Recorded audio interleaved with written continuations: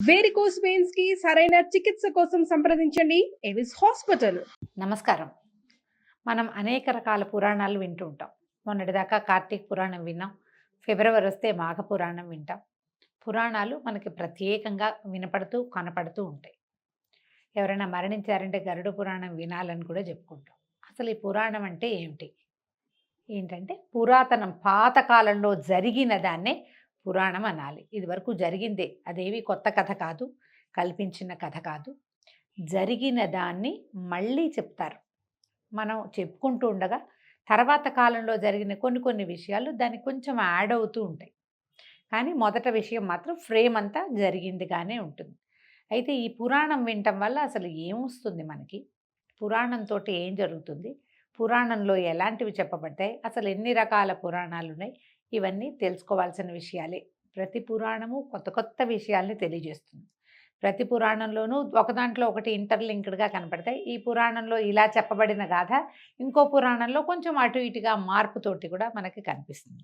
దీనికి ఎట్లా చెప్తారంటే, ఇప్పుడు మనం మహాభారతాన్ని కూడా మనం పురాణాల్లో కలపకపోయినా మహాభారతాన్ని జయకావ్యం అంటారు. ఈ జయకావ్యం అనేది ప్రత్యేకంగా మనం ఒక శ్లోకంలో వింటుంటాం. నారాయణం నమస్కృత్య నరం చైవ నరోత్తమం దేవీం సరస్వతీం వ్యాసం తతో జయం ఉదీరయేత్ అని. ఈ నారాయణుడికి నరుడికి నమస్కారం చేసి సరస్వతీదేవిని వ్యాసుడిని తలుచుకుని జయముదీరయ్య, జయం అంటే ఈ మహాభారతానికి ఆ పేరుంది. అయితే పురాణాలన్నిటినీ కూడా జయకావ్యాలుగానే చెప్పాలి. ఎందుకంటే ఈ పురాణాలతోటి మనం సంసారాన్ని జయించగలుగుతాము. భగవంతునికి వైపుకి చేరే మార్గాలకి మెట్లుగా మనకి పురాణాలు ఉపయోగపడతాయి. అసలు పురాణాలు ఎన్ని అంటే 18 పురాణాలు మనం వింటూ ఉంటాం. 18 పురాణాల పేర్లు చెప్పమంటే ఎవరికి తెలియదు, కొంచెం కష్టం అవుతుంది. ఈ 18 పురాణాలకి ఉపపురాణాలు కూడా ఉన్నాయి. వాటి నుంచి డ్రైవ్ చేయబడి ఇంకొంచెం ఎలాబరేట్ చేయబడినవి అనమాట. అయితే దేవి భాగవతంలో పురాణాలను గుర్తుపెట్టుకునేందుకు ఒక మంచి శ్లోకం చెప్తారు చూడండి. మద్వయం భద్వయం చైవ భ్రత్రయం వ చతుష్టయం అనాపలింగ కూస్కాని పురాణాన్ని పృథక్ పృథక్. ఇది తమాషాగా ఉంది చూడండి, వివరంగా చెప్పుకుందాం. మద్వయం భద్వయం చైవ, మద్వయం మాతోటి 2 పురాణాలు ఉన్నాయి. ఏమేమి ఉన్నాయి? మత్స్య పురాణం, మార్కండేయ పురాణం. తర్వాత భద్వయం, ద్వయం అంటే 2, భాతోటి భాగవత పురాణము, భవిష్య పురాణము. తర్వాత బ్రత్రయం, బ్రాతోటి 3 ఉన్నాయి. ఈ బ్రా అనే అక్షరంతో వచ్చినవి ఏమిటి? బ్రహ్మపురాణం, బ్రహ్మవైవర్త పురాణం, బ్రహ్మాండ పురాణం. తర్వాత చతుష్టయం, వాతోటి 4 ఉన్నాయి. అవేమిటి? వరాహ పురాణం, వామన పురాణం, వాయు పురాణం, విష్ణు పురాణం.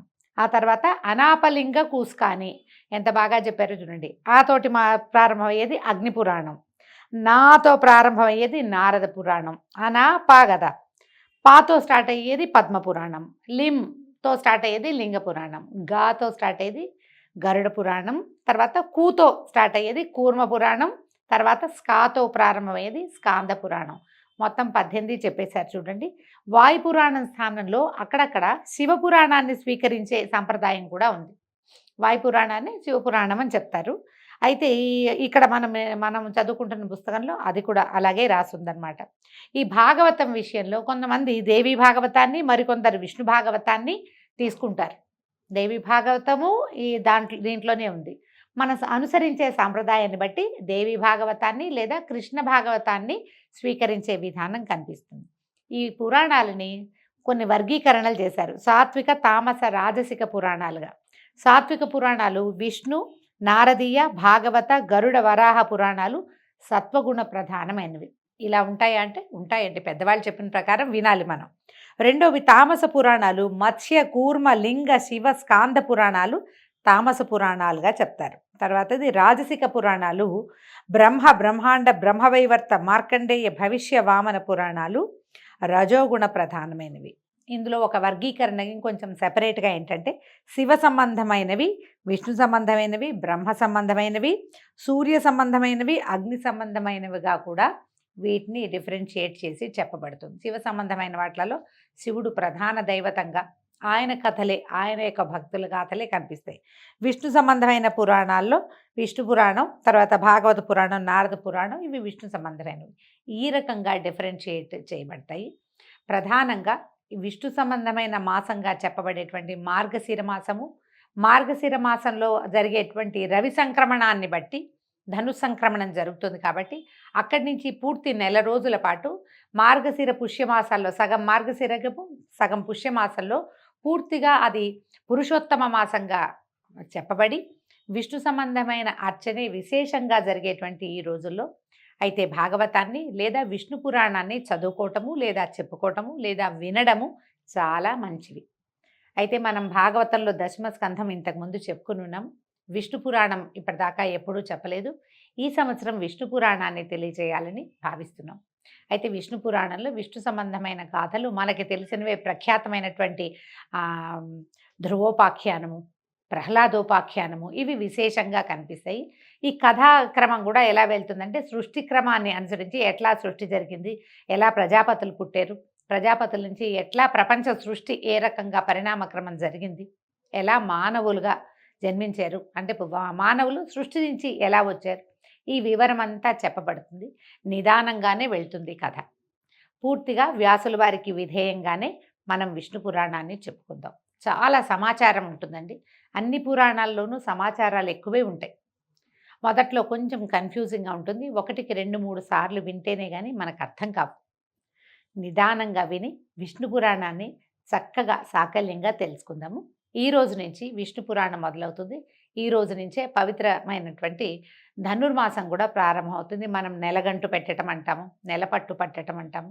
ధనుస్సు మార్గళి ప్రారంభమయ్యే రోజు నుంచి మనం విష్ణు పురాణాన్ని చివరి రోజు దాకా ఇంచుమించుగా మన గోదా కళ్యాణానికి ముందు రోజు వరకు ఒక నెల రోజుల పాటు ఈ పురాణాన్ని విందాం. కథలోకి వెళ్దాం.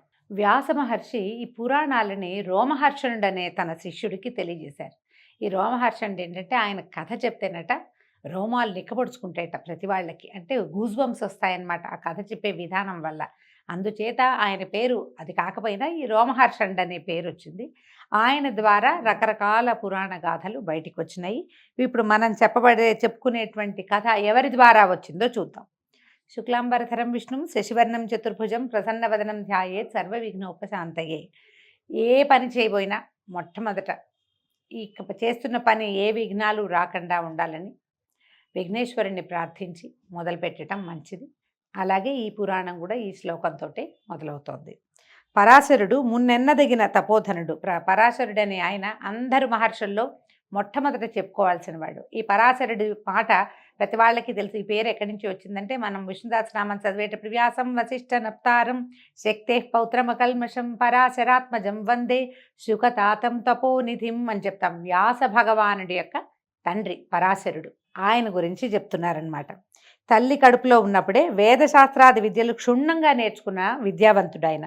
చిన్నతనంలోనే తపశక్తితోటి రాక్షస సంహారం చేసినవాడు. బ్రహ్మమానసపుత్రుడైన పులస్త్య బ్రహ్మ వలన దివ్యజ్ఞాన శక్తిని పొందాడు. పద్మాక్షుని పాదపద్మ భక్తికి జీవితాన్ని అంకితం చేశాడు. పూర్తిగా విష్ణు భక్తి పరాయణుడే ఈ పరాశరుడు. దివ్యతేజో విరాజమానుడు. అయితే ఇంతటి మహానుభావుడైన పరాశరుడే గురువుగా మైత్రేయుడనే ఆయన వేదశాస్త్రాలు అభ్యసించి శుశ్రూష చేస్తూ ఒకనాడు ప్రభాతకాల కృత్యాలు నిర్వర్తించి సుఖాసీనుడై ఉన్న గురువుకి నమస్కరించి ఇలా అడిగాడట. గురుదేవా, నీ అనుగ్రహం వల్ల వేదాలు శాస్త్రాలు క్షుణ్ణంగా తెలుసుకున్నాను, జ్ఞానధనం పొందిన అదృష్టవంతుణ్ణయ్యాను. ఇక ఒక్కటే అడగాలనుంది. దానికి సమాధానం సర్వజ్ఞుడవైన నువ్వే చెప్పవలసిందని మనవి, నాకు తెలియచేయి నాయనా అని అడిగి ఏమడిగాడు? అన్ని లోకాలలో ఆధారమై వెలసిల్లే దేవుడెవరు? ఇంద్రాదులకు ప్రభువు, భక్తుల కోరికలు తీర్చేవాడు, చరాచర పదార్థములందు ఉండేవాడు, యోగీంద్ర వినుతుడు, వేదమయుడు, తన కథల చేత ఇహపర సౌఖ్యాన్ని కలిగించేటువంటి దేవుడెవరు? విజ్ఞాన ప్రదాత, భువన నిర్మాత, భర్త, సంహర్త అయిన ఆ దేవుని గురించి తెలుసుకోవాలని నా కోరిక. చదువు అయిపోయిన తర్వాత, అంటే మనకి ధనాన్నో ఏదో ఒకదాన్ని సంపాదించి పెట్టేది అయిన తర్వాత, వచ్చేసిన తర్వాత మనం ఎవరము, ఎక్కడి నుంచి వచ్చాము, మనకి ఏది ఆధారభూతమైంది అని తెలుసుకోవాల్సిన అవసరం ప్రతి విద్యార్థికి ఉన్నదట. పురాణాల్లో ఇది ప్రత్యేకంగా చెప్తారు. ఈ చదువుకోవాల్సిన విద్యలన్నీ పూర్తయిన తర్వాత అప్పుడు మోక్ష విద్యని గురించి తెలుసుకోమంటారు. ఇది విధానం అనమాట. లైన్ ప్రకారం వెళ్ళాలి. 1-2 ఒంట్లో వచ్చిన తర్వాతే కదా కూడికలు హెచ్చవేతలు చెప్పేది. అందుకని తనకి జ్ఞానం లభించవలసినంత లభించిన తర్వాత మోక్ష జ్ఞానాన్ని గురించి తెలుసుకోవటం కోసం ఎవరి వల్ల ఈ ప్రపంచం నడుస్తోంది, ఏ దేవుడి వల్ల అని ప్రశ్నించాడు. అలాగే ఇంకా అడుగుతున్నాడు, పృథివ్యాది భూత ప్రమాణాలు, సప్త సముద్ర విస్తారము, సప్తద్వీప వృత్తాంతము, సప్త కులపర్వతాల విషయము, సూర్యాది గ్రహతారక సంచారము, దేవాది చతుర్విధ భూత సృష్టి, చతుర్దశమన్వంతర వృత్తాంతము, 4 యుగాల ప్రమాణము, కల్ప విషయము, యుగధర్మాలు, దేవర్షుల చరిత్రలు, రాజవంశ చరిత్రలు, వేదశాఖ ప్రమాణాలు, బ్రాహ్మణాది వర్ణధర్మాలు, బ్రహ్మచర్యము మొదలైనటువంటి 4 ఆశ్రమాల పద్ధతి వినాలని ఉన్నది, సెలవియవలసిందని మనవి అని అడగగా పరాశరుడు పరమానంద హృదయుడై ఇలా చెప్పాడు. ఏ గురువుకైనా శిష్యులకి తెలుసుకోవాలన్న ఆసక్తి ఉంటే గురువులకి పరమానందంగానే ఉంటుంది. తనకు తెలిసిన ప్రతి విషయాన్ని తన విద్యార్థికి, తన శిష్యుడికి తెలియజేయాలని ప్రతి గురువు భావిస్తాడట. అందుకని ఆయన ఏం చెప్తున్నాడు, మైత్రేయ చాలా మంచి విషయం అడిగావు, నాకు ఇదంతా తెలుసు, నీకు వివరంగా చెప్తానన్నాడు. పరాశరుల వారు సెలవిస్తున్నారు. ఆయన చెప్తున్నారు, మా చిన్ననాడు ఒకప్పుడు పులస్త్య బ్రహ్మ వచ్చి నన్నెంతో ఆదరంగా చూసి నువ్వు పురాణకర్తవవుతావు అని వరం ఇచ్చి వెళ్ళిపోయాడు. ఆ వరప్రభావం వల్ల పౌరాణిక విషయమంతా నాకు స్వాధీనమైంది. దానిని వివరిస్తాను విను అనగా మైత్రేయుడు అన్నాడు, ఆచార్య, పురాణకర్తగా నిన్ను పులస్త్యుడు అనటానికి కారణం ఏమిటి అని అడిగితే ఇలా చెప్తున్నారు. పూర్వము విశ్వామిత్రుడు పగబట్టి మా తాత కొడుకులను 100 దారుణంగా చంపించాడు రాక్షసుల చేత. పరాశరుని యొక్క తన తాత కొడుకు తండ్రులని, నాన్నల్ని, బాబాయిల్ని చంపించాడు. మా తండ్రి శక్తి వారితోనే మరణించాడు. ఇప్పుడు వ్యాసం వశిష్ఠ నప్తారని చెప్పుకున్నాం. శక్తే పౌత్రం అకల్మషం అని. శక్తి యొక్క పౌత్రుడు వ్యాసుడు, అంటే వశిష్ఠుని యొక్క కుమారుడు శక్తి. వశిష్ఠుడితోటి వైరం వచ్చి విశ్వామిత్రుడు ఏం చేశాడు, వశిష్ఠుల వారి సంతానం మొత్తాన్ని సంహరించాడు, రాక్షసుల సహాయంతో చేశాడట. ఈ పురాణం ప్రకారం ఈ గాథ చెప్తున్నారనమాట. అప్పటికి నేను తల్లి కడుపులో ఉన్నాను, అంటే శక్తి మరణించే నాటికి ఆయన కుమారుడు జన్మించల, గర్భస్థ శిశువుగా ఉన్నాడు ఈ పరాశరుడు. వేదశాస్త్రాదులు నాకు వశమయ్యాయి. కొన్నాళ్లకి జన్మించాను. పెద్దవాడనే తపశ్చర్యలో ఉండగా మా అమ్మ దృశ్యంతి నా వద్దకు వచ్చి చెప్పింది. పరాశరుడి తల్లి పేరు దృశ్యంతి అట. నీ తండ్రిని నిష్కారణంగా రాక్షసులు వచ్చి దారుణంగా సంహరించారు. నిగ్రహించడం, అనుగ్రహించడం అనే శక్తులు కలవాడవై శత్రు సంహారం చేయకపోవటాన్ని ఏమనాలి నాయనా అని నిందాస్తుతిగా, నీకు అన్నీ వచ్చు కానీ నువ్వేం చేయటం లేదు అని అన్నది. అనేసరికి నేను వెంటనే అథర్వ మంత్రాలతోటి రాక్షస సంహార యజ్ఞాన్ని ప్రారంభించాను. నా మంత్రాల ధ్వనికి లోకం అల్లల్లాడిపోయింది. సురులు ఆనందంగా, అంటే దేవతలంతా ఆనందించారట, ఆనందంగా జయధ్వనులు చేశారు. ఆ రాక్షస సంహార యజ్ఞంలో లెక్కకు మిక్కిలిగా రాక్షసులు మరణించారు. యుద్ధం చేయటం కాదండి, యజ్ఞంతో సంహారం జరిగింది. మనకి సర్పయాగం తెలుసు, జనమేజయుడు చేశాడు. ఈయన పరాశరుడు రాక్షస సంహార యజ్ఞం చేశాడట.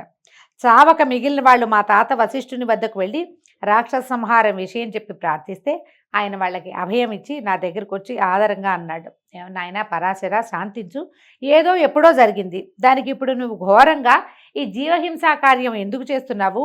మునులకు దూష్యం నాయన, మునులు ఇలాంటి పని చేయకూడదు, నువ్వు తపశ్చర్యలో ఉండేవాడివి, సంహార క్రియ మనది కాదు, మనం అది చేయకూడదు. ఇలా చేయవలసి వస్తే ఒకవేళ ఎవరైనా ఇది చేయాల్సి వచ్చిందనుకో వాడు రాజు అవుతాడు.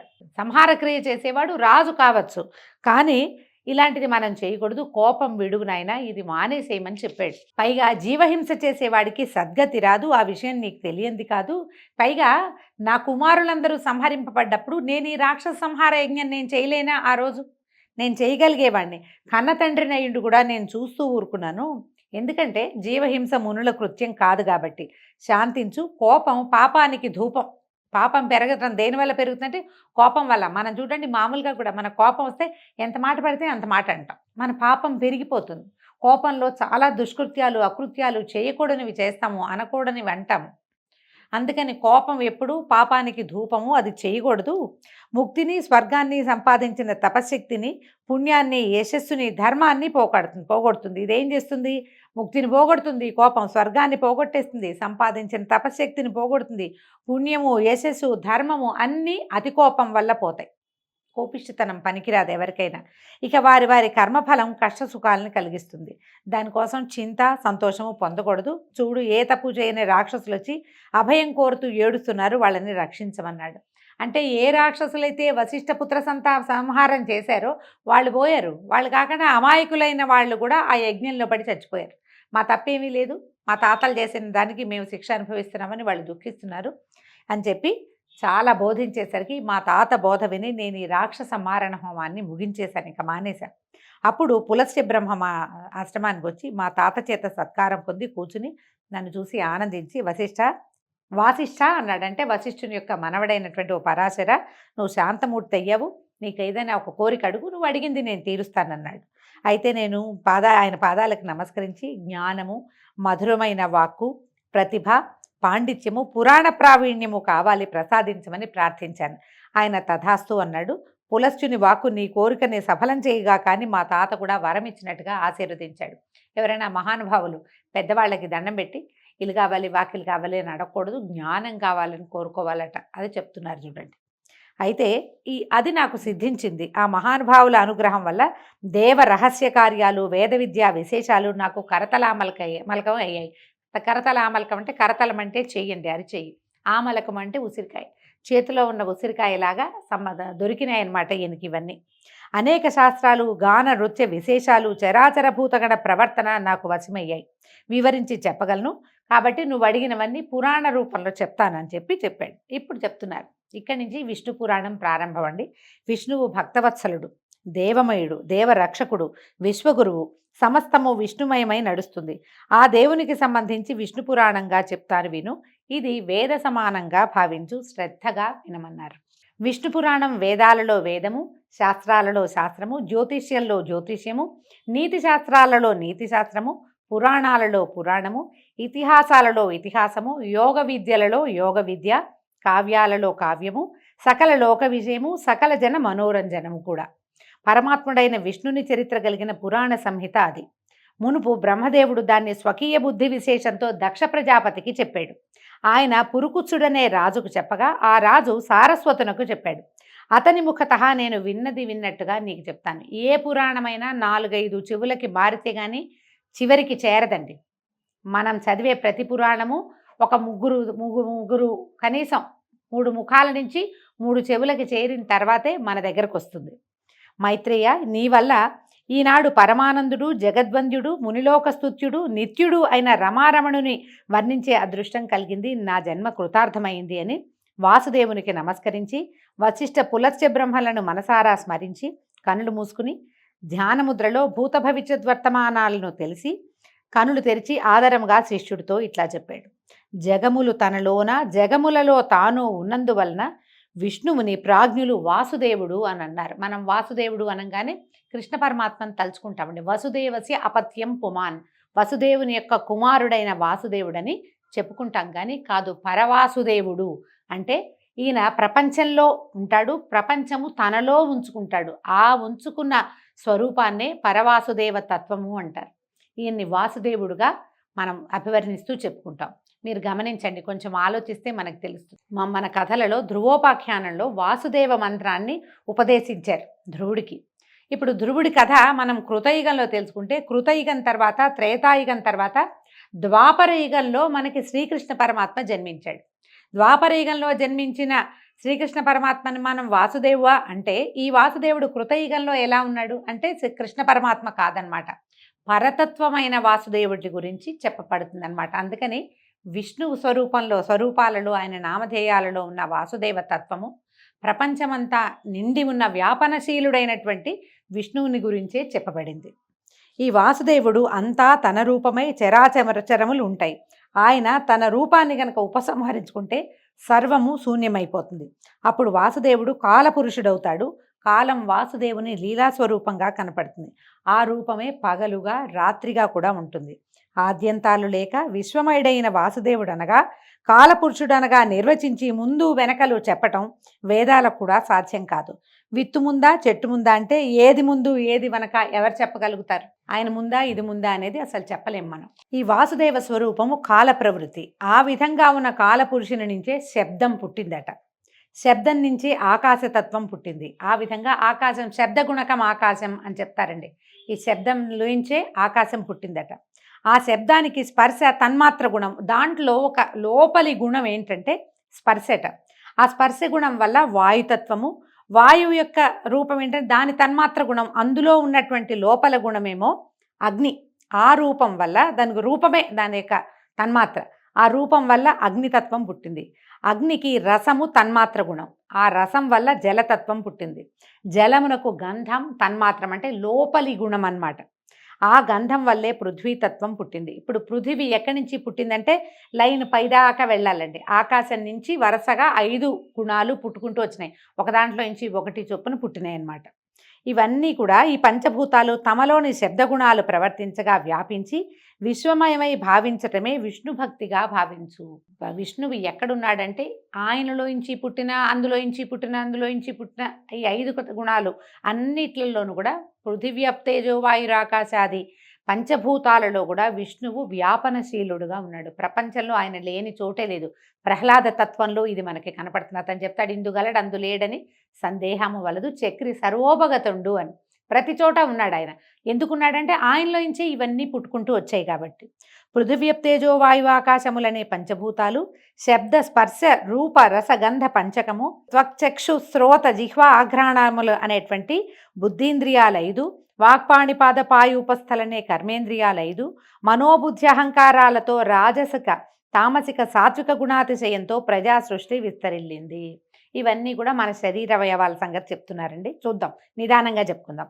పృథివ్యప్తేజో వాయువు ఆకాశం అంటే పృథివీ అంటే భూమి, అప్ అంటే నీరు, తేజస్ అంటే అగ్ని, వాయువు ఆకాశము. ఈ 5 నుంచి వీటికి శబ్దము, స్పర్శ, రూపము, రసము, గంధము అనేటువంటి 5 లక్షణాలు ఉన్నాయి. వాటిలోంచి త్వక్ చర్మము, చక్షు అంటే కన్ను, శ్రోత అంటే చెవి, జిహ్వ అంటే నాలుక, ఘ్రాణము అంటే వాసన పీల్చే గుణం నాసికా గుణం. ఇవి బుద్ధీంద్రియాలు 5. తర్వాత వాకు పాణి పాయు ఉపస్థ, వాకు మాట్లాడే గుణము, పాణి పాదములు చేతులు కాళ్ళు, పాయువు ఉపస్థ మన తాలూకు అంతరింద్రియాలు అంటే ఏమైనా విసర్జక అవయవాలు, అవి కర్మేంద్రియాలు 5. మనసు బుద్ధి అహంకారము మొదలైనటువంటి ఇవి. తర్వాత ఈ సాత్వికము రాజస తామసిక సాత్విక గుణాతిశయాలతోటి ప్రపంచం విస్తరిల్లింది. ఇది ఆదిభూత విధం. మొట్టమొదట ప్రపంచం ఏర్పడింది ఇట్లా, ఈ గుణాల ద్వారా ఏర్పడింది. ప్రపంచం అంటే ఒక దేహం అనుకుంటే ఆ దేహధారి లక్ష్మీ వసుధారమండైనటువంటి కేశవుడు. ప్రపంచమంతా విష్ణు స్వరూపమేనని చెప్తున్నారు. కాబట్టి ఆ ప్రభువువి కానివి ఏవీ లేవు. చరాచర స్థితులన్నీ లక్ష్మీపతి లీలలుగానే గ్రహించాలి. ఈ విధంగా శ్రీపతి విశ్వమంతా తానే అయి వాసుదేవుడుగా అయ్యాడు. ఇక బ్రహ్మాండ సృష్టి గురించి చెప్తున్నారు. పరమాత్ముడు పంచభూతమయుడు బ్రహ్మణ్యుడు తానే అయి హరినారాయణుడై పాలకడలిలో శేషసాయిగా ఉన్నప్పుడు అతని రాజస ప్రవృత్తి సృష్టిక్రియను సాగించింది. ఒక నీటి బుడగను పోలి అండం ఒకటి ఉద్భవించింది. ఇప్పుడు చూడండి, మన సృష్టి కూడా అండంతోటే, ఫిమేల్ ఎగ్గుతోటే మన సృష్టి కూడా వస్తుంది. ఈ మొదట ఒక అండం వల్లాంటి ఒక స్వరూపంతో సృష్టి మొదలైందట. క్రమంగా అది గాఢాంధకారంలో పెరిగింది ఆ పుట్టిన అండం. అయితే ఈ అండం మీద గాఢాంధకారం పెరిగిపోయి జలము, అగ్ని, వాయువు, ఆకాశాలు దాని పైభాగంలో ఆవహించి ఉన్నాయట. ఈ 4 భూతాలు ఒక్కొక్కటి 5 సార్లు కలవగా ఆ అండం మరింతగా పెద్దదై ఉబికింది. ఆ అండంలోంచి ఆ నారాయణుని రాజసమూర్తి అయి సృష్టికర్తగా బ్రహ్మ అనే ఒక దివ్యమూర్తి సంభవించాడు. ఆ బ్రహ్మ చరాచర సృష్టికర్త కాగా సాత్వికమూర్తిగా విష్ణువు పోషిస్తూ ఉండటం, తామసమూర్తిగా రుద్రుడుగా చరాచర ప్రళయం చేయటం జరుగుతూ ఉంది. ఇలాగా బ్రహ్మాండ ప్రళయాలు విష్ణులీలలుగా ఎన్నో జరిగాయి. అలాంటి నారాయణుని మహిమ ఆ చతుర్ముఖ బ్రహ్మ కూడా తెలిసి చెప్పలేడు అని చెప్పగా మైత్రేయుడు ఇలా అడుగుతున్నాడట, ఆచార్య, విష్ణువుని నిర్గుణుడని వేదాలు చెప్తాయి. నిర్గుణుడు ఏ గుణాలు లేనివాడు అని చెప్పబడిన భగవంతుడు విష్ణువు సృష్టి స్థిత్యంతాలు ఎలా కలిగించాడు? ఏ గుణము లేదంటే ఏమీ చేయలేడు, ఏమీ చెయ్యడని అర్థం. కానీ అతను ఈ సృష్టి స్థితి లయ 3 అతడే చేశాడని నువ్వు చెప్తున్నావు కదా, ఇది ఎట్లా సాధ్యపడింది అంటే అదంతా ఆయనకి సహజమైన విషయంగా చెప్తున్నారు. అగ్నికి వేడి ఎలా వస్తుంది అంటే ఎట్లా చెప్తాం, అలాగే నారాయణ నామానికి నిర్వచనం చెప్తున్నారు. నారము అంటే నీరు, అది నివాసంగా కలిగిన వాడు నారాయణుడు. ఆ నారాయణుడు భూతరాశికి కర్త అయిన ప్రజాపతి అని చెప్పదగినవాడు. అతని పరమాయువు 100 సంవత్సరాలు. ఆ దేవుని పరమాయువు అయిన 100 సంవత్సరాల కాలంలో మనలాంటి వారికి ఎన్నో సంవత్సరాలు తిరిగిపోతాయట. ఆ కాలక్రమం గురించి చెప్తున్నారు. ఎలా కాలం వీరికి ఉంటుంది, దైవానికి ఎలా ఉంటుంది అని. ఒక లఘువుని పలికేంత కాలం 1 నిమిషం, 18 నిమిషాలు ఒక కాష్ట, అవి 30 కలిస్తే ఒక కళ, 30 కళలు ఒక క్షణం, 12 క్షణాలు ఒక ముహూర్తం, 30 ముహూర్తాలు ఒక పగలు ఒక రాత్రి, 10 అంటే ఒక రోజు అన్నమాట. ఒక పగలు ఒక రాత్రి, 15 దినాలు ఒక పక్షం, 2 పక్షాలు ఒక నెల, 2 నెలలు ఒక ఋతువు, 3 ఋతువులు ఒక ఆయనం. మనకు తెలుసు కదా, దక్షిణాయనం ఉత్తరాయణం చెప్పుకుంటాం. అవే ఉత్తరాయణ దక్షిణాయనాలని 2. ఈ 2 కలిపితే ఒక సంవత్సరం. దేవతలకి అది ఒక పగలు రాత్రి. అంటే మన ఒక సంవత్సరము దేవతల యొక్క ఒక డే.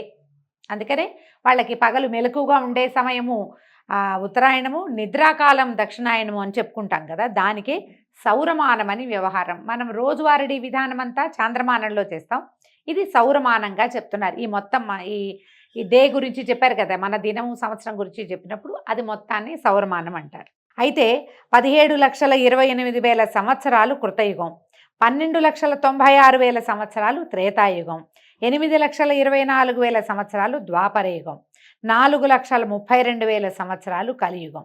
అలాంటి 4 యుగాలు ఒక దివ్యయుగం అంటారు. దాని లెక్క 43,20,000 సంవత్సరాలు అవుతాయి. ఇలాంటి యుగాలు 1,000 అయితే బ్రహ్మకి ఒక రోజట. ఎంత పెద్ద కాలమో చూడండి. ఇదంతా పేపర్ మీదకి ఎక్కిస్తే చాలా కన్ఫ్యూజింగ్గా ఉంటుంది. కానీ బ్రహ్మదేవుడి ఒక దినం ఏంటంటే ఇలాంటిది.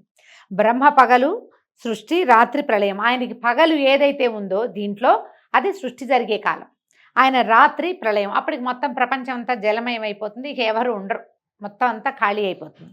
దీన్నే నైమిత్తిక కల్పం అని చెప్తారు. దీన్ని అలాంటి దినాలు 30 బ్రహ్మకి ఒక నెల, అవి 12 ఒక సంవత్సరం. ఆ సంవత్సరాల 100 బ్రహ్మ యొక్క ఆయుః ప్రమాణం అని చెప్తున్నారు. దానికి మహాకల్పమని వ్యవహారంలో ఉంది. దానికి పూర్వార్ధానికి పద్మకల్పమని, ఉత్తరార్ధానికి వరాహకల్పమని సంజ్ఞలు. ఇప్పుడు మనం శ్వేతవరాహ కల్పంలో ఉన్నాం. మనం చెప్తాం శ్వేతవరాహ కల్పే వైవస్వతమనంతరే కలియుగే ప్రథమపాదే జంబూద్వీపే అని సంకల్పం చెప్పుకునేటప్పుడు మనకి తెలియకుండానే మనం ఏ మన్వంతరంలో ఉన్నామో వివరంగా చెప్పేసుకుంటాం. వరాహ కల్పంలో ఉన్న ఆదివరాహ కల్పం మనది. ఇవి కాలగతులు అని చెప్పగా మైత్రేయుడు, సరే పద్మాసనుడు లోకాన్ని సృజించిన విషయాన్ని చెప్పండి. అయితే సరే, ఇప్పుడు బ్రహ్మదేవుడు పుట్టాడు, అది కదా చెప్పుకున్నాం. ఈ అండంలో నుంచి బ్రహ్మదేవుడు పుట్టుకొచ్చాడు. ఇప్పుడు ఈయన సృష్టిని ఎలా చేశాడో చెప్పమని మైత్రేయుడు అడిగితే పరాశరుడు ఇలా చెప్తున్నాడు. కడచిన కల్పం అంటే ముందు వెళ్ళిపోయిన కల్పం తాలూకు చివరి దశ యందు నిశియందలి రాత్రి నుంచి నారాయణ ధ్యానపరాయణుడై మేల్కొని బ్రహ్మ పరమశూన్యమైన లోకాన్ని చూసి నారాయణ సాత్వికమూర్తే, నారాయణుడు సాత్వికమూర్తే, అంతకు ముందట మత్స్యకూర్మ అవతారాల్లాగా వరాహ రూపం ధరించి అగాధమైన సముద్రంలో మునిగిన భూమిని ఉద్ధరించే సంకల్పంతో సముద్రంలో ప్రవేశించి ఘర్ఘర ధ్వనితో ఉప్పొంగి దంశ్రాగ్రంతో అవలీలగా పూబంతిని ఎత్తినట్టు మీదకి ఎత్తాడు. ఇంత బాగా చెప్తే ఇదేమిటి అనిపిస్తుంది. అయితే ఏమైంది, భూమి అంతా మునిగిపోయింది. దానిని వరాహ స్వరూపంతో స్వామివారు విష్ణుమూర్తి పైకి లేవదీశాడట. ఆ సముద్రంలో మునిగిన నావను కర్ణధారుడు గట్టి మీదకి తెచ్చినట్టుగా పద్మదళం ఏదైనా పువ్వుని, ఒక తామరాకును నీళ్ళలో ముంచితే అది అట్లా పైకి తేలొచ్చేస్తుంది. ఆ విధంగా భూమి సముద్రం మీదకి తేలగా నీరంతా పాతాళానికి చేరిందట.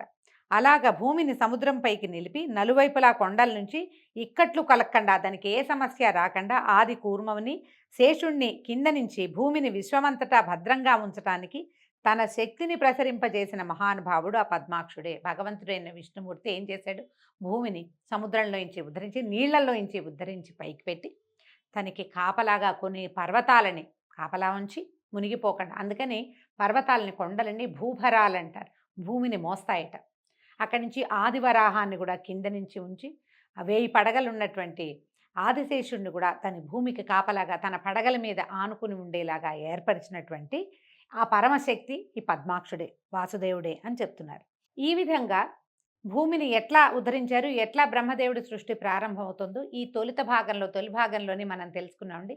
రేపు ఉదయం 2వ భాగంలో బ్రహ్మ సృష్టి ఎలా ప్రారంభమైంది, ప్రజాపతులు ఎలా జన్మించారు, వారి సంతానం ఏ విధంగా మన వరకు ఈ కథ ఎలా నడిచిందో రేపటి భాగంలో తెలుసుకుందాం. నమస్కారం.